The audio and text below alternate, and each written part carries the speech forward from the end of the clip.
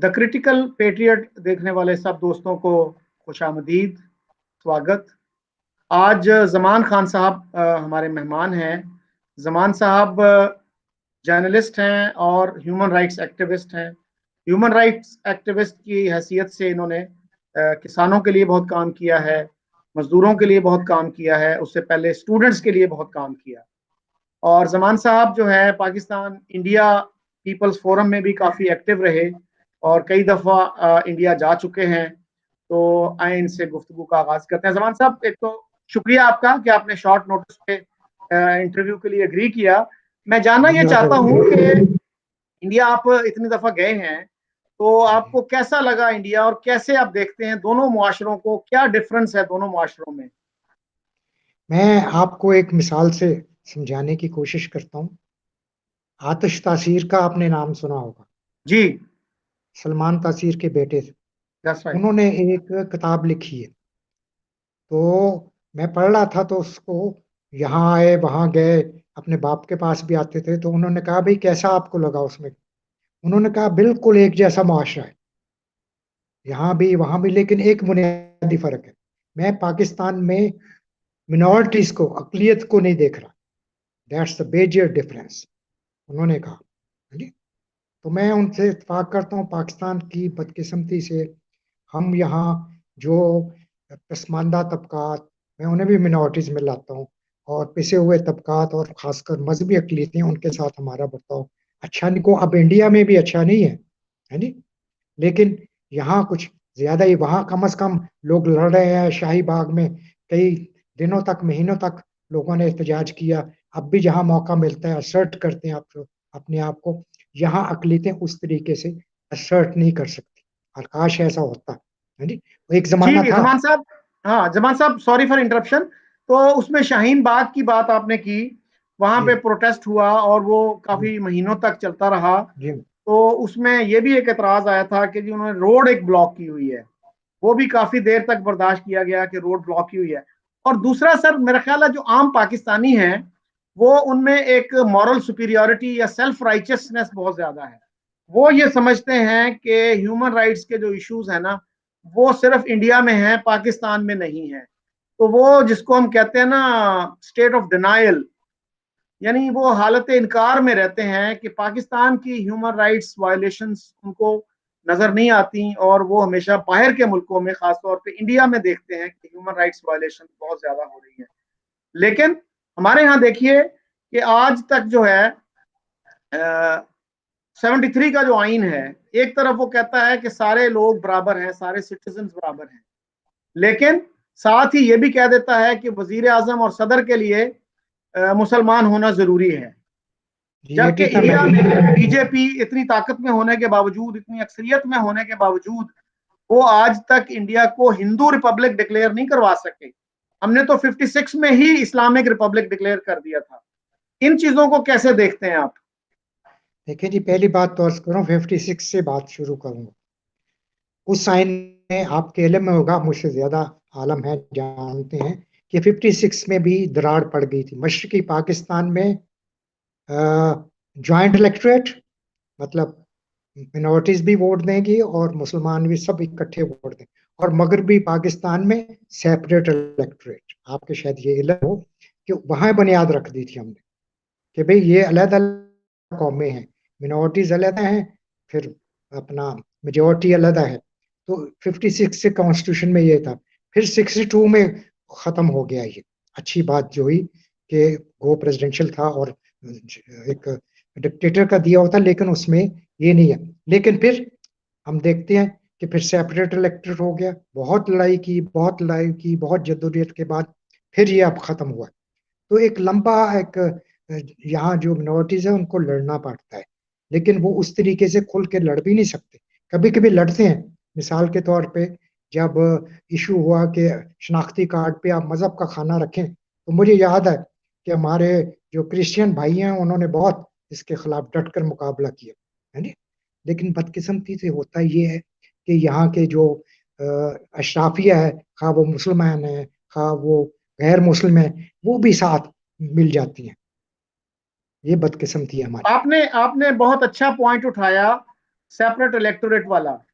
और मैं पिछले दिनों एक दोस्त से यही बात कर रहा था कि जब आपका मुल्क बन गया, फिर आपको क्या सेंस ऑफ इनसिक्योरिटी थी, क्यों आप गैर महफूज महसूस कर रहे थे कि बानी पाकिस्तान कायदे आजम मोहम्मद अली जिन्ना ने जब 11 अगस्त 1947 को कह दिया कि अब आप एक कौम है और वो पाकिस्तानी कौम है, सबके हुकूक बराबर हैं, इसके बावजूद हमारे अखबारात, हमारे पॉलिटिशियंस वो सेपरेट इलेक्टोरेट के पीछे भागते रहे।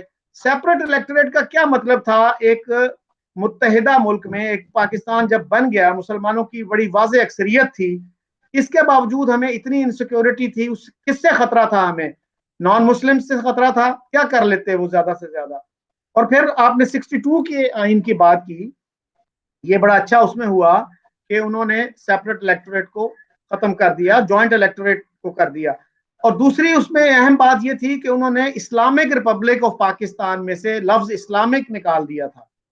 और फिर वो अवामी एहतजाज, कहा जाता है कि अवामी एहतजाज के नतीजे में उन्होंने इस्लामिक का लफ्ज जो है वो रिस्टोर किया।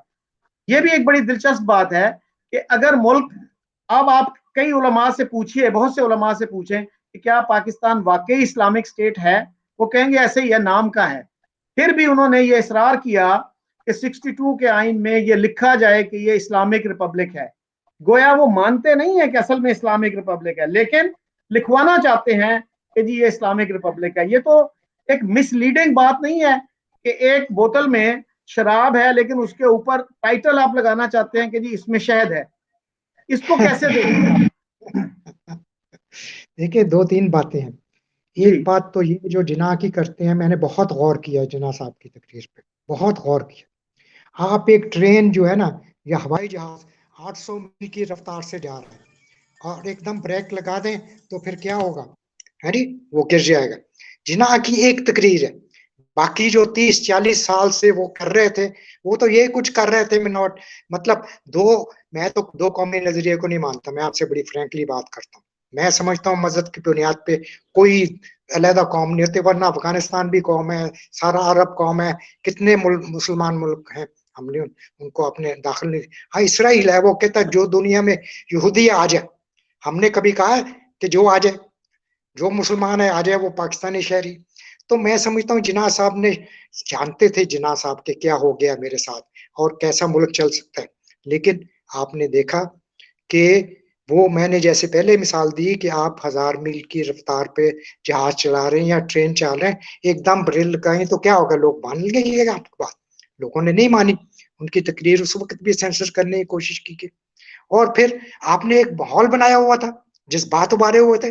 फिर कत्लेआम सिंध सिंध में नहीं हुआ, कराची में क्या कुछ हुआ, लाहौर में क्या कुछ हुआ 47 में, और जगहों पे जगह जगह बस्तियां चलाई जा रही हैं, आज भी चलाई जा रही हैं अपना मिनोरिटीज की, ईसाइयों की, हिंदुओं की। तो मेरा मतलब ये कॉन्टिन्यूटी थी, वो मैं एक एब्रेशन समझता हूँ फ्रेंकली स्पीकिंग। मैंने बहुत गौर किया उस पूरी तकरीर पे, कई दफा मैं भी कोट करता हूँ और कहता हूँ जिन्ना ने कह दिया। जिन्ना का कहना, तो उसी वक्त लोगों ने सैबोटाज करने की कोशिश की। मोहम्मद अली, जो रचौरी मोहम्मद अली उस वक्त सेक्रेटरी जनरल थे पाकिस्तान के, उन्होंने तकरीर को आने की कोशिश की। अब जब डान के एडिटर ने प्रोटेस्ट किया और कहा कि मैं तुम्हारी शिकायत करूंगा, तो फिर तकरीर से। तो मेरा जी जी। मकसद ये कहने है कि ये एक एब्रेशन है जिन्ना साहब की। हम भी दिल में लिबरल जो है ना, सेकुलर लोग खुश हो जाते हैं जिन्ना ने ये कहा, जिन्ना ने। लेकिन जिन्ना की जो 99% तकरीरें हैं वो तो इसके खिलाफ है। वो वही है जो अवाम की है, जो जज्बात है। मैं सॉरी, सर सॉरी टू से। हाँ, इसमें मैं थोड़ा सा, अगर आप इजाजत दें, करेक्शन कर दूं कि जिन्ना साहब की जो 99% स्पीचेस तो नहीं, लेकिन 1940 के बाद की आप स्पीचेस कह सकते हैं। क्योंकि जिन्ना साहब ने जब अपना पॉलिटिकल करियर का आगाज किया, वो कांग्रेस से किया था, इंडियन नेशनल कांग्रेस से। और उस वक्त उनकी जो स्पीचेस होती थी बहुत सेक्युलर होती थी। और 1906 से लेके आप देख लें 1935-36 तक, उसके बाद फिर जो है उनकी तकरीरों में चेंज आना शुरू हुआ। और खास तौर पे 1940 की जो स्पीच थी मार्च 1940 की, उससे वो दो कौमी नजरिए वाला सिलसिला शुरू हुआ। तो आप क्या समझते हैं कि दो कौमी नजरिए पे अभी तक भी इतना एम्फोसिस है पाकिस्तान में, हमारी दरसी देखिए किताबों जी, में मैं इतना अर्ज ज्यादा करूंगा, एम्फोसिस है? पहली तो बात तो आप जबकि तारीख के तालिब इल्म हैं, मुझसे ज्यादा जी हिंदुस्तान की तारीख करते हैं। अंग्रेजों ने जब सेपरेट इलेक्टोरेट कर दिया ना, तो तफरीक तो उसी दिन हो गई थी। अंग्रेजों ने डिवाइड एंड रूल किया और सारे हम जो है उसी पे चलते रहे। ये अंग्रेजों ने बीच हुआ, फिर अपना लखनऊ पैक्ट हुआ, है जी। अब देखें, जिन्ना ने तंज की थी गांधी पे जब खिलाफत मूवमेंट हुई कि ये मजहब को एक्सप्लॉइट कर रहे है जी, और फिर उन्होंने यही मजहब का सहारा लिया। आपके सामने ही उनकी सारी जिंदगी, मैं नहीं जाना चाहता उस तफसीर में, लेकिन सारी जिंदगी आपके सामने। फिर वो मजहब के उन्होंने वही किया जो गांधी कर रहा था, या जो आरएसएस कर रही थी वो अपना मुस्लिम लीग ने भी कर दिया। मेरा मकसद कहने का अर्ज ये है कि आप जरा जिन्ना साहब की सोच का एवोल्यूशन देखें। जब वहां तक चले गया, उन्होंने कहा दो कौमें और हमारा खाना और पीना और फला फला फला नहीं क्या क्या आर्गूमेंट्स दिए, सारी जिंदगी बाद में यही देते रहे। फिर एक स्पीच कहाँ जाती है? ये तो आप समुद्र में एक कतरा कह सकते हैं उनकी स्पीच। मेरी यार समझ रहे हैं ना आप? ये वाकई आज भी ये लोग हमें खुद एतमादी नहीं है। मैं कहता हूं कि अगर सपोज करें आप 18वीं अमेंडमेंट में जो इन्होंने बोंगी मारी है कि कोई गैर मुस्लिम जो है स्पीक अपना प्रेसिडेंट और वजीर आजम नहीं हो सकता, मैं कहता हूं खुलित कर दें। 4% लोग हैं, 4% मिनोरिटीज हैं, क्या करेंगी? कितने लोग अपने ले आएंगे? दूसरी बात ये मैं समझता हूँ कि ये ज्यादती करते हैं। लोगों को, अच्छी पार्टियों को चाहिए कि मिनोरिटीज को और औरतों को, मैं तो औरतों के भी सेपरेट उसके खिलाफ हूँ, कोटे के, भाई let them come in the open election. Minorities को भी करें, ऐसी सीटें हैं बहुत सारी, जहां लाहौर में भी है ऐसी सीट, एक आध सीट मिनोरिटी जीत सकती है। और हमारे दोस्त जो थे ना, वो मर गए हैं, क्या नाम था वकील उनका, भी मुझे नाम याद आ जाएगा, उन्होंने कागजात भी फाइल किए थे। और मंटो साहब की शायद आज भी वो रिट पड़ी है सुप्रीम कोर्ट में इसके बारे में, है नी? तो मेरा मकसद, हमें खुद पे एतमाद नहीं है, सच्ची बात ये है। अगर आर्गुमेंट करें लोगों के सामने, एक औरत, एक गैर मुस्लिम और एक मुसलमान, सब खड़े हों, जिसको अवाम वोट दें वो जीत जाए। तो क्या करें? आप 18वीं तरमीम में अभी तक इनको एतमाद नहीं है, इनको लिखना पड़ा जो ओथ है जी, तो ये बदकिस्मती ये पासपोर्ट पे भी लिखा जाता है नी? इसमें बहुत सारे लोग ऐसे नाम आएंगे कि बस आप छोड़ दें, जिन्होंने इस पूरी कौम के एक कौम बनने में सबसे बड़ी रुकावट डाली।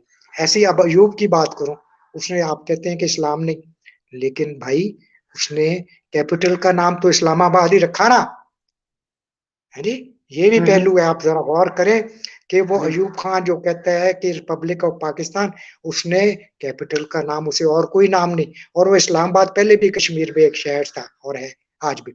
तो ये सब जो है ना, इसमें आप किसी को कोई एग्जाम्प नहीं कर सकते, सब ऐसी, आज भी ऐसी। आज का अच्छा जो ज़मान घूम रहा है ना, साहब, वो भी यही कहता है औरतों के बारे में कि औरतें जिम्मेदार रेप की, हालांकि सारी उम्र जो उसने जिंदगी गुजारी। फिर आप देखें एस्टेब्लिशमेंट का भी, कि एक ऐसे आदमी को उन्होंने हुक्मरान बनाया जो अपनी बीवी को पर्दा कराता, लेकिन फौजी पर्दा नहीं करवाते। इवन जियाउल की बीवी जो है वो सामने हिस्सा लेती थी, आती थी, सबकी आती थी, गुलाम मोहम्मद की भी, नाजमुद्दीन की, सबकी बीवी आती थी। और ये भाई साहब जो है अपनी, और पीरी मुरीदी और जिन्नों का, मैं कहता हूँ इतनी, इतना पसमानदगी है, इतनी पसमानदगी है, इतने पीछे चले गए हैं कि मैं, मेरे पास अल्फाज नहीं है कि मैं आपसे बताऊं कि क्या हो रहा है हमारे मुआशरे का, टूट फूट रहा है। ये अभी जो लब्बैक कर रही है प्रोटेस्ट आपके सामने ही, ये इन्होंने के पाले हुए हैं सारे बच्चे। अच्छा ज़मान साहब, दो कौमी नजरिए की अगर हम मुख्तसरन बात करें, अप्रैल 47 में जिन्ना साहब ने माउंटबेटन को ये लिखा कि आप पंजाब को डिवाइड ना करें और बंगाल को डिवाइड ना करें, क्योंकि एक पंजाबी जो है वो पंजाबी पहले होता है, हिंदू और मुसलमान बाद में होता है। इसी तरह एक बंगाली बंगाली पहले होता है, वो हिंदू या मुसलमान बाद में होता है। उस पे माउंटबेटन ने ये जवाब दिया कि आपने मुझे इंडिया को मुत्तहिद रखने का बड़ा अच्छा आर्गुमेंट दे दिया है। एक मुसलमान, एक इंडियन जो है वो हिंदू या मुसलमान होने से पहले एक इंडियन होता है। तो अगर आप ये नहीं चाहते कि आप इंडियंस के, हिंदुओं के तहत रहें, तो आप कैसे मुसलमानों को ये हक दे सकते हैं कि हिंदुओं को वो अपने तहत रखें?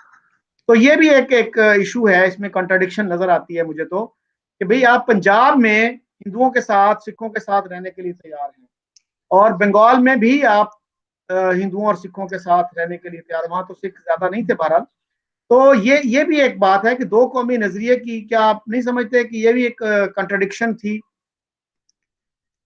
देखिए जी भाई, बात ये है कि कांग्रेस जो थी एक जमात थी, उसकी स्ट्रगल थी एंटी इम्पेरियलिस्ट, और एक बाकायदा जमात थी जी, और पूरी तरह मुनज़्ज़म थी पूरे हिंदुस्तान में, बड़े सगीर में। मुस्लिम लीग का तो आपके सामने ही है, ना कोई जमात थी ना कुछ था, एक शख्स था जो सब पे हावी था, है नी? जैसे आप इमरान खान साहब आपके। तो अर्ज ये है कि आप तो दो क्या, आप तो 5-6 सूबे मुल्कें बनाना चाहते थे। कैबिनेट मिशन का जो प्लान था, तो ये था कि 5-6 यहाँ ममलिकतें कायम हो जाए, 5-6 मुल्क कायम हो जाए, जो समझ आया उनको, मुस्लिम लीगियों को, अपना कांग्रेस को। फिर कांग्रेस ने अर्ज ये है कि उन्होंने कहा इसकी कुर्बानी दे।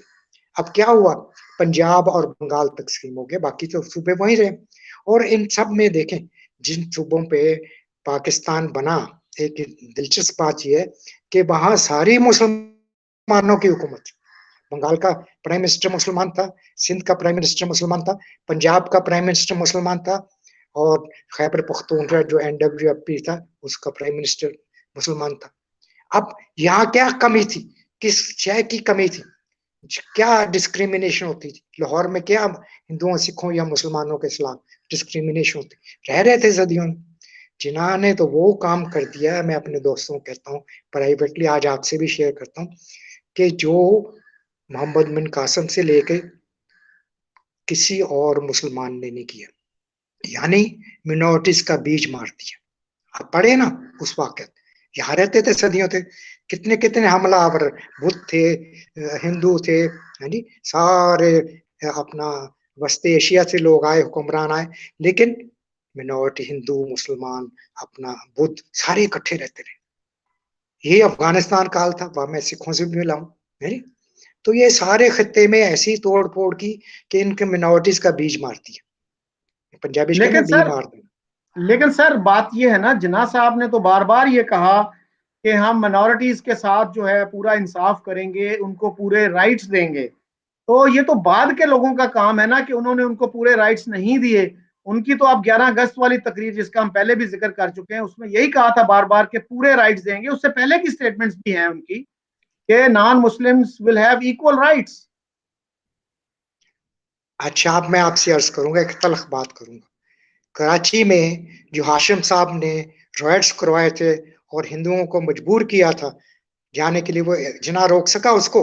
उसकी जिंदगी में ये रॉयट्स हुए थे ना? बताइए आप, क्या गारंटी थी उसमें उसके उसमें पास? जो मैंने तारीख पढ़ी, उसमें यही था कि जिन्ना साहब he was very upset about that, वो बड़े परेशान थे उस पे, और सर, उन्होंने अपसेट भरपूर होने का कोशिश क्या की मसला है? कि ये राइट्स ना हो। वो क्या, मेरी बात आज सुने, अपसेट तो मैं भी हो जाता हूँ, आप भी हो जाते हैं, सारे हो जाते हैं। भाई वो एग्जीक्यूटिव हेड था, तो क्या उसने फौज बुला के उनको रोका कि खबरदार? वो आंसू लेके गया उनके पास, उनका बहुत लेट हो गए, अब हमें आप पे एतमाद नहीं रहा। यही हुआ ना भाई, सीधी सीधी बात है कि वहां को उनको निकालना था और उनकी जगह महाजरों को लाना। ये यहाँ की नहीं, दिल्ली में भी हुआ, रंधावे ने दिल्ली में भी किया मुसलमानों के साथ। ये दोनों तरफ ब्यूरोक्रेसी जो ना कम्युनलाइज हो गई। सिर्फ फैसलाबाद एक वाद मिसाल है, जो यहाँ का आगा था, आगा अब्दुल हमीद डीसी, उसने कहा नथिंग डूइंग। मैं गैर मुस्लिमों को, क्योंकि 95% आपके इल्म में होगा कि लाइलपुर की आबादी गैर मुस्लिम थी, और पीसफुली, तकरीबन तकरीबन पीसफुली माइग्रेशन हो गई, वहां गए लोग और वहां से आ गए। तो ये ब्यूरोक्रेसी भी कम्युनलाइज हो गई ना, ये जहर तो फैल गया, हर जगह फैल गया, हर मुआशरे के हिस्से में, और स्टेट के भी उसमें, आपके सामने। अच्छा जमान साहब, हमारे यहाँ एक बड़ा फेवरेट आर्ग्यूमेंट ये दिया जाता है कि हमारे यहाँ लोग एक्सट्रीमिस्ट पार्टियों को, रिलीजियस पार्टियों को वोट नहीं देते, लेकिन इंडिया में जो है बीजेपी एक रिलीजियस पार्टी है, एक एक्सट्रीमिस्ट पार्टी है, उसको लोगों ने वोट दिया। क्या वाकई बीजेपी जो है वो एक एक्सट्रीमिस्ट पार्टी है? हालांकि उसके नाम में तो हिंदू का लफ्ज नहीं आता। क्या वो उसी तरह से हिंदुइज्म का नफाज चाहती है? क्या वो इंडिया को हिंदू रिपब्लिक बनाना चाहती है? पब्लिक तो नहीं, जब हिंदू स्टेट बन जाएगी, अगर मजहबी रियासत बन जाएगी, थियोक्रेटिक स्टेट हो जाएगी, तो फिर रिपब्लिक कहाँ रह जाती है? उनका नुक्ता नजर तो यही है यही चाहते हैं। मैं यहाँ आपको रमीला थापर की बात करना चाहूंगा आपसे। आप जानते हैं अजीम मौरख हैं, मुझे 2-3 दफा उन्हें इंटरव्यू करने का मिला, मिलने का भी मौका मिला, बातचीत। उन्होंने एक बहुत अच्छी बात की। उन्होंने कहा कि 47 से पहले 3 ताकतें थी हिंदुस्तान में, एक मुस्लिम लीग, एक कांग्रेस और तीसरी आरएसएस, जो भी उसका नाम था उस जमाने में। उन्होंने कहा कि कांग्रेस की वजह से हिंदू स्टेट नहीं बन सका हिंदुस्तान, क्योंकि कांग्रेस बहुत मजबूत थी। हमने ये कहा कि मुस्लिम स्टेट बन गई। अब कांग्रेस की नाकामियों की वजह से, उनके कमजोरियों की वजह से वहां भी मुस्लिम हिंदू स्टेट बन गई। बनी तो नहीं, आप सही कह रहे हैं, लड़ाई हो रही है, लेकिन उनकी कोशिश यही है कि जो हाल यहाँ होता है वही हाल वहीं कर लें। लेकिन क्योंकि वहां जमहूरियत है, वहां अभी कुशन है, वहां लोग लड़ते हैं और लड़ेंगे, क्योंकि एक रवायत है वहां। वहां तो कम्युनिस्ट भी मुसल्लह जद्दोजहद कर रहे हैं, माओइस्ट कर रहे हैं, तो सारा कुछ है। ऑपरेशन के बावजूद वहां एक थोड़ा सा क्वेश्चन है कि लोग अपने हकूक के लिए लड़ सकते हैं। यहाँ अब दूसरी बात ये मैं अर्ज करूंगा, जो मजहबी जमातें हैं उनको वोट, आप सही कह रहे हैं, नहीं मिलता, क्योंकि मुस्लिम लीग भी तो एक तरह की मजहबी जमात है, थोड़ी सी लिबरल है आपके लिए। दाढ़ी मुंडे मौलवी हैं, बगैर दाढ़ी के मौलवी हैं अंदर से। इन्होंने जो कुछ किया, अब भुट्टो का मैं नहीं नाम लेना चाहता, जो उसने स्टेट को राइट दे दिया कि आप गैर मुस्लिम किसी को सर्टिफिकेट दें कि मुसलमान है कि नहीं, ये तो कभी तारीख में नहीं हुआ है नहीं। तो अर्ज ये है कि उनके पास वीटो पावर, जैसे आपने कहा, वो एजिटेशन नहीं, वो जब जनरल अयूब खान अपना आइन पास करवाना चाहता था, आइन में पास कराना चाहता असेंबली, तो उसके पास पूरी मेजोरिटी नहीं, 2 वोट कम थे, तो फिर उसने बान किया, मुफ्ती महमूद और हमारे लाइलपुर से चीमा साहब को खरीदा उसने। लेकिन वो उनके पास भी इसी तरह, भुट्टो साहब आप देख लें, उनका 93 का आइन जो है, उसमें जमात इस्लामी की पहली शर्त होती थी, जो अपना ऑब्जेक्टिव रेजोल्यूशन से शुरू हुई, कि को पाकिस्तान में कोई कानून कुरान और सुन्ना के खिलाफ नहीं होगा। ठीक है ना, यही है ना आपके सामने। तो ये इनके पास वीटो पावर है, आज भी वीटो पावर है। फिर इन्होंने अफगान जंग में इसका वाह और कमाल कर दिया। जियाउल हक ने पूरी पूरी थियोक्रेटिक स्टेट बनाने की कोशिश की, ज़कात लेगी सरकार, नमाज पढ़ेंगे, ये होगा, वो होगा, फलाना होगा, फलाना। ये आपके सामने सारी बातें। मेरा मकसद अर्ज करने का, आज भी मैं समझता हूँ कि अगर एस्टेब्लिशमेंट किसी पे एतबार करती है तो वो मजहबी जमातों पे ही करती है, क्योंकि उनको इन्होंने कश्मीर में भी भेजा, खालिस्तान में भी भेजा, अफगानिस्तान में भेजा, बल्कि पूरी दुनिया में भेजा। एक जमाने में तो आपको याद होगा कि आईएसआई का जो अपना हेड था, वो तबलीगी जमात का था, बड़े जर्नैल जाते हैं। मेरा मकसद अर्ज करने का, अभी तक हमारी फौज जो है ना, वो अपने आप को इस्लामी फौज ही कहती है, मजहबी फौज ही कहती है। जब फौज में ये सारा कुछ होगा, जब इन्होंने उनका बेस्ट लाइफ खत्म कर दी इस पाकिस्तान में, सारी उनकी एक सेकुलर एक अपब्रिंगिंग थी, मेस होते थे, फंक्शन होते थे, फैमिलीज मिलती थी, और सब कुछ होता, पीना पिलाना भी होता था, पार्टीज होती। लेकिन भुट्टो ने आके ये सब खत्म कर दिया, पहले फौज में खत्म किया, फिर 1977 में वही नारे लगाए।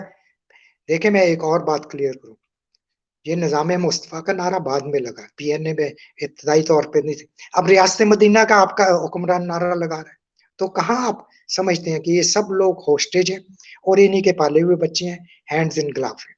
बात समझ गए। मजहबी जमातों के पास आज भी मैं समझता हूँ कि वीटो पावर है, और वो बहुत मुश्किल, मुझे तो अपनी जिंदगी में नजर नहीं आती कि पाकिस्तान में कोई मिनोरिटीज का ये सेकुलर या मजहब और रियासत अलग-अलग होगी, मुझे नजर नहीं आता। आपके सामने है जी सारे कहानी, आपने आप देख लें। आपने दुरुस्त कहा कि ऐसा लगता है कि मजहबी जो जमातें हैं उनके पास वीटो पावर है। मसलन अहमदियों के इशू पे हमने देखा कि भुट्टो साहब ने वही किया जो मजहबी कुव्वतें चाहती थी। फिर रब्वे का जब नाम तब्दील करने की बात हुई, तो उसमें पंजाब असेंबली में जब रेजोल्यूशन हुई, किसी मेंबर ने इतनी जरूरत नहीं की कि वो ये कह देता कि भाई रब्वा के रहने वालों से पूछ लो कि ये नाम उनको पसंद है कि नहीं है जो हम चेंज करना चाह रहे हैं। अच्छा सर, दूसरा ये बताइएगा कि इन सब बातों के बावजूद ये कहा जाता है कि जी हमारे यहाँ टॉलरेंस बहुत है, इंडिया में टॉलरेंस नहीं है। तो इस आर्ग्यूमेंट को आप कैसे देखते हैं, जबकि दुनिया का हार्शेस्ट, सर बात ये सबसे है, जो सख्त ब्लेस्फेमी लॉ है वो हमारे मुल्क में है, और वहां पे ब्लेस्फेमी की वजह से उस तरह से लिंचिंग नहीं होती जैसे हमारे यहाँ होती है। हमारे यहाँ तो एक वकील को मार दिया था कि उसने ब्लेस्फेमी के एक सर एक एक्यूज वकील को वकालत छोड़े, की थी हाफिज मुल्तान में, कुरान आपके को इलम भी में मारा होगा। गया, लिंच किया गया बाकायदा पाकिस्तान में, आपको पता है इस बात का? हाफिज किसको? कुरान को लिंच किया गया, जी। और उसको बाद में मोटरसाइकिल के पीछे उसकी लाश बांध के पूरे शहर में गुजरावाला घसीटा गया। क्या बात करते हैं आप, है नी? यस। हाँ, मैं अब अर्ज करता हूँ, मकसद मैं अर्ज करता हूँ, होता यह है कि लोगों की तवज्जो और तरफ दिलवा, उनको फेड फीड ऐसे किया गया, अखबारों के जरिए, किताबों के जरिए, तालीम के जरिए, अपना मदरसों के जरिए, मस्जिदों के जरिए, हर तरीके से दिन रात प्रोपेगेंडा होता है। जब आपने गाली देनी होती, पाकिस्तानी हिंदू गिला करते, वो कहते हैं हिंदुस्तान को गाली, तो आप कहते हैं हिंदू हिंदू हिंदू, हम भी तो यहाँ रहते हैं। मेरा मकसद बचपन से लेके अब तक यहूद व नसारा और हिंदू उसमें शामिल हो गया, और गजवा हिंद की दानश्वर बात कर रहे हैं, है नी? मेरा मकसद कहने का ये है कि ये लोगों को उस तरफ लगा दिए इन्होंने, है नी? उस तरफ लगा दी, घंटी उधर बांध दी कि अपनी तरफ ना देखो। रोज यहाँ होता है, आप देखें कभी किसी ने बयान दिए, आप राशिद अरम के मरने पे किसी ने बयान दिया, है नी? उसे डिफेंड करने वाला नहीं मिलता, जिसने डिफेंड किया उसको कत्ल कर दिया। आज भी आप देखें हमारी अदालतें बदकिस्मती से, इस पे भी गौर करना चाहिए। हमारी अदालतें जो है ना, वो इतनी दकियानूसी, इतनी बैकवर्ड लुकिंग है, इतनी मजहबी है कि आप उस पर अंदाजा नहीं कर सकते। उन्होंने ऐसे ऐसे फैसले दिए, ऐसे ऐसे फैसले दिए। अब एक आदमी बदकिस्मती से ब्लास्फेमी में आ जाता, उसका एक तो वकील नहीं मिलता, फिर सेशन कोर्ट आंखें बंद करके उसे फांसी की सजा देते, आंखें बंद कर। हालांकि अब सुप्रीम कोर्ट कहता है यार को देख लिया करो, थोड़ा सा पैसे हलाल कर लो, रिजक हलाल कर लो, अपने जो सरकार देती उसकी एविडेंस को भी देख लिया। सुप्रीम कोर्ट में जाके आपको 10 15 20 साल के बाद अगर रिलीफ मिल जाए तो क्या मिला? आपकी जिंदगी तो खत्म होगी, गल सड़ गए आप जेल में। तो ये सारा सिस्टम सारे का सारा आम लोगों का, मुझे पता है वो जज साहबान जो शराब पीते थे, जुआ खेलते थे, उन्होंने सजा दी मौत की, मेरे साथी इलम में क्या नाम लूं। सेशंस कोर्ट में लोगों ने अपना रात को शराब पीते थे, सुबह शराबी को सजा दे देते थे, रात को जुआ खेलते थे, सुबह ब्लास्फेमी में फांसी की सजा दे। तो छोड़े यार, ये दोगला मुआशरा हो गया, बदमाश हो गया। सामने लगाओ हाजा मिन फजल रब्बी, और दुनिया का जो बुराई है वो करें, जैसे मर्जी लूट मार करें, कोई आपको पूछता। अच्छा सर, आखिर में दो तीन सवाल मैं इंडिया पाकिस्तान रिलेशंस के हवाले से पूछना चाह रहा हूँ।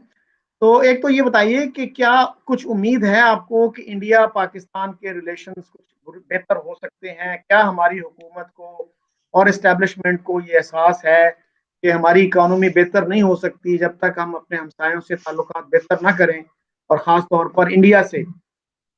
क्या क्या आपको लगता है? देखिए जी, मैं दो बातें अर्ज करूंगा। एक तो मैं अक्सर कोटता हूँ, मेरे ख्याल लेनिन ने कहा था या किसी ने कहा था कि history leads the willing drags the unwilling. मेरे समझ गया ना अर्थ?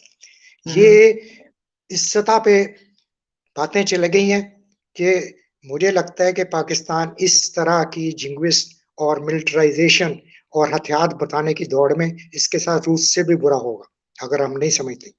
कुछ कुछ समझ आ रही है अब इनको कि ये इकोनॉमी हमारी सस्टेन नहीं कर सकती, तो history will force them, drag them. ये मुझे एक उम्मीद लगती है, लेकिन इसमें बहुत देर लगेगी। इसे घसीटेंगे लोग, घसीट रहे हैं लोग, अब इंटरनेशनल पावर्स जो है घसीट रही है। ये जो आर्मी चीफ का बयान आया वो आपके सामने ही है, वो जानता है कि क्या कुछ हो रहा है हमारे बॉर्डर्स पे, क्या कुछ हमारे असले के लोगों के जो वेलफेयर के काम है पीछे हैं, और असला हम नया रोज फलाना फलाना फलाना, और उसके नाम भी मजहबी रखते हैं। आप देखें ना, जो भी असला हथियार बनाते हैं उसका नाम मजहबी रखते हैं। तो मेरा एक उम्मीद है कि इससे पहले हम तबाह बर्बाद हो गए। हमारे जहन में असल में ये है कि हम इंडिया को भी तबाह कर दें, कि खुद भी सुसाइडल टेंडेंसी है ना हमें, कि हम जब भी कुछ होता है तो बहुत सारी चीजें, बहुत सारे अपना अनासर आप पता सैबोटाज करते हैं, बहुत सैबोटाज। ये तो शुक्र है अभी तक जंग नहीं हुई, है नी? और खुदा करे कि जंग ना हो, वरना तबाही बर्बादी इस खत्े की। लेकिन हम खुश हैं कि इंडिया भी खत्म हो जाएगा, हम भी खत्म हो जाएगा। तो ये एक सुसाइडल टेंडेंसी है, लेकिन उम्मीद करनी चाहिए अभी जो चीफ ने आर्मी ने बयान दिया, लेकिन उसके साथ साथ देखें बहुत मुश्किल काम है, क्योंकि आपने 70 साल जो 73 4 इयर्स लोगों को जिस चीज पे फीड किया है वो आपके सामने हेट्रेड पे फीड किया है। हमने तो आपने देखा, हम गए सब इंडिया पाकिस्तान, मुशर्रफ ने बहुत अच्छा मैं समझता मुआहदा था उसका जो हो जाता, या नवाज शरीफ का बहुत अच्छा मुआहदा, किसने सैबोटाज किया? अभी आप देखें छोटी सी बात, ट्रेड तो हो रही है, ऐसे उल्टे हाथ से नाक को पकड़ना क्या मुहावरा होता है नहीं? तो किस बेशर्मी से इन्होंने अपने जो वजीर था उसको अपना जलील वखार किया, है नहीं? बर्दाश्त नहीं कर सके, क्योंकि जो हॉक्स हैं वो पागल हैं, अंधे हैं, वो नहीं देखते मुल्की मफाद कहाँ है, बिल्कुल उनकी टनल सोच है। मैं समझता हूँ कि आर्मी चीफ का बयान अच्छा था, लेकिन मुशर्रफ को भी आर्मी ने क्या नहीं सैबोटाज किया उसके सारे प्लान को, और उम्मीद करनी चाहिए कि हम इस गंद से, एक दलदल से निकल जाएं और हमारा जो असले पे सारा कुछ हो रहा है वो लोगों की वेलफेयर पे, रियासत को एक अच्छी वेलफेयर रियासत बनाने में काम हो। लग तो रहा है कि लोग भी इनको समझा रहे हैं, और ये भी आहिस्ता-आहिस्ता जो रियलिटीज़ हैं, फौज में अच्छे लोग भी, समझदार लोग भी हैं, बहस-वहसा भी करते हैं। उम्मीद है कि इनके दिमाग में कुछ ना कुछ को अकल चल जाएगी। हमारा तो क्या है, हम तो ऐसी उम्र हो गई, लेकिन मुस्तकबिल में अपने बच्चों के रोशन मुस्तकबिल के लिए उम्मीद है कि यहाँ शायद शायद मैं अभी भी कहता हूँ, क्योंकि मुझे पता है कि बहुत सारे लोग खींचने वाले हैं। हॉक्स बहुत मजबूत हैं, बहुत मजबूत हैं, बहुत मजबूत हैं, और जब चाहे वो ऐसा काम करते। बॉम्बे में किया, पलवा में किया, और जगह पे किया, आपको पता है दिल्ली में आप किसी की असेंबली पे कर दें। तो ये मैं समझता हूँ कि अभी बहुत ट्रिकी है, लेकिन लेट्स प्रे। आई विश कि मैं, जैसे कहते हैं कि लाहौर में नाश्ता करूं, या वो दिल्ली वाले कहते हैं कि हम लाहौर में नाश्ता करें, लंच इस्लामाबाद में करें और डिनर काबुल में करें। लेट्स होप कि ऐसा हो। सार्क जो है उसको मैं समझता हूँ अब फिर कुछ उम्मीद हुई है कि सार्क का कॉन्फ्रेंस होगी, तो दुआ ही कर सकते हैं, अपनी इतनी छोटी मोटी कोशिश कर सकते हैं, है नी? लेकिन उसमें भी जी आपको जमान पता है साहब। कि इंटेलिजेंस वाले इतना तंग करते थे, इतना तंग करते थे। मैं आपको एक वाक्य सुनाता हूँ। 95 में पहला, जब 96 या 95 में जब पहला कन्वेंशन हो रहा था, तो रहमान साहब ने मुझे टेलीफोन किया, मैं लाइलपुर रहता था। रहमान जमान साहब 4-5 आदमियों के नाम देंगे, वो दे दिए। फिर रहमान साहब ने कहा, जमान तुम जाओ पासपोर्ट एम्बेसी से इकट्ठे कर लो। मैं चले गया वहाँ, रमजान ही चांस है कि आजकल ही रमजान ही था, तो 8 बज गए।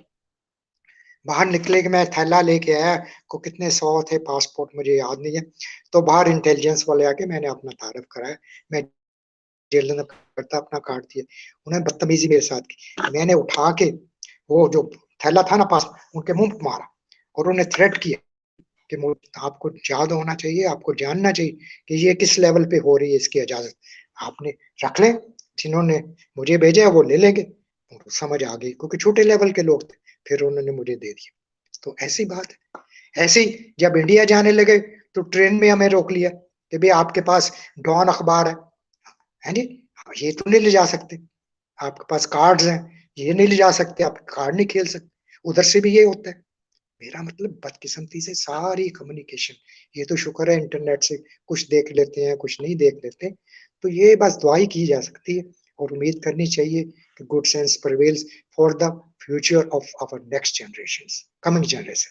मुझे तो कोई लगता नहीं है, सच्ची बात पूछें, क्योंकि अंदर से सैबोटाज होते हैं जब भी आपने पीस प्रोसेस आपने चलता सही है। मसाइल की निशानदेही की। मसाइल और चैलेंजेस तो बहुत बड़े बड़े हैं। मसलन एक जो हमारा मसला है कि हमारे 2.25 करोड़ बच्चे स्कूलों से बाहर हैं, और जी हाँ, ना हमारे अवाम को उसकी फिक्र है, ना हमारी हुकूमत को फिक्र है, ना जी किसी और को फिक्र है। और इसके साथ ही हमारे प्राइम मिनिस्टर साहब ने पिछले दिनों जो बयान दिया कि जी हमारे पास तो डेवलपमेंट के लिए कोई पैसे ही नहीं है। One last question sir, about Kashmir. बहुत से लोग ये जी कहते हैं जी कि इंडिया और पाकिस्तान के रिलेशंस इंप्रूव नहीं हो सकते जब तक कश्मीर का मसला हल ना हो। और उस सिलसिले में बहुत से लोग ऑफ द रिकॉर्ड ये बात करते हैं, ओपनली बहुत कम लोग बात करते हैं, जैसे एमबी नकवी साहब ने की। पिछले दिनों मैंने जियाउद्दीन साहब का इंटरव्यू किया, उन्होंने भी इसको माना, बाकी लोग भी बहुत से मानते हैं कि इसका प्रैक्टिकल और रियलिस्टिक सोल्यूशन यही है कि लाइन ऑफ कंट्रोल को इंटरनेशनल बॉर्डर मान लिया जाए। और जनरल मुशर्रफ भी शायद इसी तरफ जा रहे थे। आप क्या कहते हैं इस बारे में? लेकिन जी मैं अर्ज करूंगा, मेरा दिल दुखता है कश्मीरियों के लिए। मैंने कश्मीर अपना पाकिस्तान कहता है, अभी मेरी ख्वाहिश है कि काश मैं डल लेक में के जाके एक हफ्ता गुजारूं, पर दिली ख्वाहिश जो चंद है ना जिंदगी में, वो ये है, कश्मीरी बहुत ही बेचारे मजलूम है, बदकिस्मत लोग हैं। जिस तरीके से उनके साथ हमने भी ज्यादती की, इंडिया में भी हो रहा है आपके सामने। कश्मीरी की आज़ादी की मूवमेंट हमने मजहबी मूवमेंट बना दी, और दुनिया में इसका जितना कुछ हासिल कर सकते थे वो ना कर सके, मॉरल सपोर्ट। मैं ये अर्ज करूंगा कि देखें, अयूब ने माना कि मैंने गलती की थी 65 में, ठीक है, मुआहदा ताशकंद हुआ, और किसने सबूटाज किया? उन लोगों ने, उन जनरलों ने जिन्होंने दुनिया पाकिस्तान में, मेरे जैसे भी उसके पागल लोग थे जो समझते थे कि हम कश्मीर आजाद कर सकते। 48 में कोशिश की, थोड़ा सा मिल गया, उसमें हमें डिविडेंड मिला। 65 में हम नाकाम हुए, और अब भी कहते हैं कि नहीं हम कामयाब हुए, और छुपे हुए दुश्मन ने, बदमाश दुश्मन ने, फला फला ने रात के अंधेरे में हमला कर दिया, हालांकि वो आपको बार बार कहते हैं बाज आ जाओ। फिर 71 में आप देखें शिमला हुआ, है जी, ये सब चीजें आपके 65 से पहले हिंदू या गैर मुस्लिम जो थे, इंडियन थे, पाकिस्तान में जायदाद रख सकते थे, बिजनेस कर सकते। आप शायद इलम में हो, हमारे लायलपुर में एक लायलपुर टेक्सटाइल मिल थी, उकाड़ा में थे, कराची में बहुत सारे हिंदुओं की जायदादें थी और बिजनेस, डालमिया शालमिया, ये वो 65 एक वाटरशेड। जब हमने उनको एनिमी प्रॉपर्टी डिक्लेयर करके तो खा पी गए, बेच के, 65 के बाद ये डिटीरिएट होता रहे, और 1000 जंग के नारे लगाए गए, लोगों को ऐसे फिट किए। अब ये है, मैं समझता हूँ कि अयूब ने भी रियलाइज किया था कि भाई पीस रहना चाहिए दोनों मुल्कों को। इसलिए आपको पता है कि जो इंडस बेसिन ट्रीटी हुई थी, उसका क्या मकसद था? उसका मकसद यही था ना कि मसाइल जो हल किए जाए। मैं तो समझता हूँ यही माने। फिर अपना आखिर भुट्टो साहब ने भी इसी नतीजे पे आए जो ताशकंद का कर। ताशकंद में और शिमला में क्या फर्क है? बल्कि शिमला एक कदम आगे है कि उसमें आपने लाइन ऑफ कंट्रोल को, सीज फायर लाइन को लाइन ऑफ कंट्रोल मान लिया, ठीक है। ये एक भुट्टो साहब ने एक बड़ी, मैं समझता स्टेप, लेकिन घास खाएंगे, बम बनाएंगे, उधर भी और इधर भी। फिर नवाज शरीफ ने इनिशिएटिव लिया, उसके साथ आपने क्या हासिल किया? किसने सबूताज किया? फिर इनके अपने जर्नैल ने, जिसने कारगिल किया था, भाई पत्थर चाट के जब मछली वापस आती है ना, तो फिर और बात होती। कारगिल जिसने किया था, उसी ने आगरा भी गया, और फिर अपना बहुत अच्छा, मैं जाती तौर पे समझता हूँ कि उससे अच्छा बार्गेन, उससे अच्छी टर्म्स एंड कंडीशन आपको कभी जिंदगी में नहीं मिल सकती। मेरी बात समझ गए आप? वो पढ़ा, आप पढ़े उसका। इस पे रहमान साहब ने भी एक मकाला लिखा था, छोटा सा पैम्पलेट छपा हुआ है, आपको नजर आया, इतना उम्दा था कि भाई आइए रहमान कश्मीरी की जो बात कर हैं रहे हैं जी। पासपोर्ट की बजाय एक चिट दिखा के जा सकते हैं, आ सकते हैं, सफर कर सकते हैं, ट्रेड कर सकते हैं। मेरा मतलब उसने तो ऐसा अच्छा, मैं समझता हूँ, मुआहदा किया था जिसमें borders Aahista Aahista soft borders हो जाते, है जी। वहां के कश्मीरी यहाँ आते, यहाँ कश्मीरी वहां जाते, ट्रेड आपस में करते, बस चलती। लेकिन क्या हुआ? सैबोटाज किया, फौज के अंदर से सैबोटाज हुआ, और उसको गिराया भी, और उसका मुआहदा भी सैबोटाज कर दिया। फिर आपके सामने है जो कुछ हुआ। तो अर्ज ये है कि कश्मीर, मैं समझता हूँ कि हमने कश्मीरियों के साथ और हिंदुस्तान ने कश्मीरियों के साथ बहुत जुल्म किया। बल्कि ये भी कहते हैं, मैंने सुना है बड़े जिम्मेदार लोगों से, कि बाबर अली ने मेरी मौजूदगी में कहा कि मेरा भाई पैगाम लेके आया था कि भाई अपना हैदराबाद दे दो और कश्मीर ले को। तो जिना साहब ने कहा, I have given my word to Liaquat Ali, मैंने ये करूंगा। और जरा ऐसे भी लोग कहते हैं। मकसद ये है कि हमें कई दफा मौका मिला कश्मीर का हल करने के लिए, लेकिन हमने अपनी हठधर्मी दिखाई आपके सामने। जिना साहब कहते थे हैदराबाद भी लेंगे, जूनागढ़ मनावा भी लेंगे, और कश्मीर भी लेंगे, आपके सामने। तो मेरा अर्ज करने का मकसद ये है कि कश्मीरियों के साथ माफ कर दें उनको, सच्ची बात पूछे ना। जो जुल्म हम कर रहे हैं, जिस तरह की हुकूमत हमने यहाँ की हुई है, जिस तरह की हुकूमत हिंदुस्तान ने वहां की हुई है जी, ऑक्युपाइड इंडिया जो है, कश्मीर वहां जो कुछ हो रहा है, यहाँ कुछ हो रहा है जी, आपके सामने।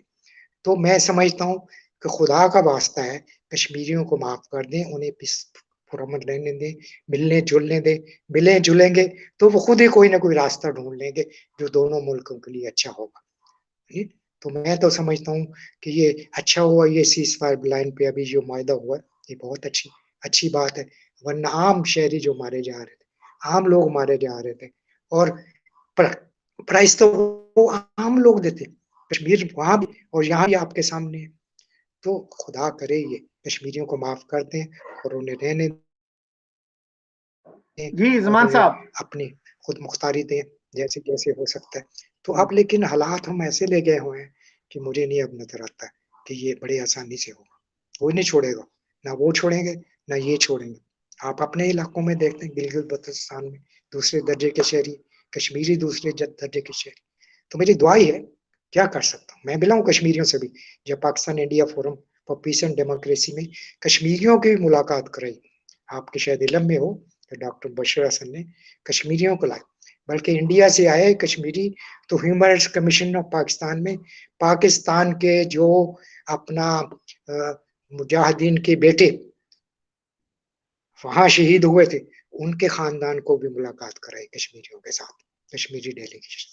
और इन्होंने कोशिश की कश्मीरियों का भी दो बदू डैल है, वो आप वो नियाजी फारूक नियाजी को जानते होंगे, है नी? तो ये कोशिशें हुई हैं, खुदा करे कि ये कामयाब हो। आपने जो बात की ना जी कश्मीर के हवाले से, तो वो सरदार शौकत हयात का भी एक रेफरेंस है जो उन्होंने अपनी किताब में लिखा है। फिर सैफुद्दीन सोज जो इंडियन एक पॉलिटिशियन है, उन्होंने भी ये बात लिखी है कि सरदार पटेल ने ये ऑफर की थी कि पाकिस्तान जो है हैदराबाद दक्कन से दस्तबरदार हो जाए और कश्मीर ले ले। तो सरदार शौकत हयात के मुताबिक लियाकत अली खान ने कहा था कि शौकत तुम मुझे पागल समझते हो। जब सरदार शौकत हयात ने यह कहा कि सर ये अच्छी ऑफर है, इसको कबूल कर लें, तो उन्होंने कहा था कि सर शौकत तुम मुझे पागल समझते हो कि मैं हैदराबाद दक्कन जैसी बड़ी रियासत छोड़ के, जो पंजाब से भी बड़ी है, मैं कश्मीर की चंद पहाड़ियां ले लूं। तो ये भी हिस्ट्री का हिस्सा है। तो सर मैं बहुत ममनून हूं आपका, बहुत मैं शुक्रगुजार सिर्फ हूं ये ऐसे आपसे। करना चाहता हूँ, मुझे तो बाबर अली ने बशर हसन के घर में ये बात बताई कि उनका भाई जो था ना, वो पैगाम लेके आया था, और जिन्ना ने कहा, have given my word to Liaquat. बस शुक्रिया आपका, सो बहुत मेहरबानी, मुझे थैंक यू आपने इस वेरी मच काबिल सर। समझा, मैं इस काबिल तो नहीं हाँ, हूँ। मैं ये बहुत शुक्रगुजार हूँ आपका, आपने वक्त निकाला और इतने शॉर्ट नोटिस पे। तो आपसे फिर दोबारा भी बात होती रहेगी। खुदा हाफिज। खुदा हाफिज, थैंक यू।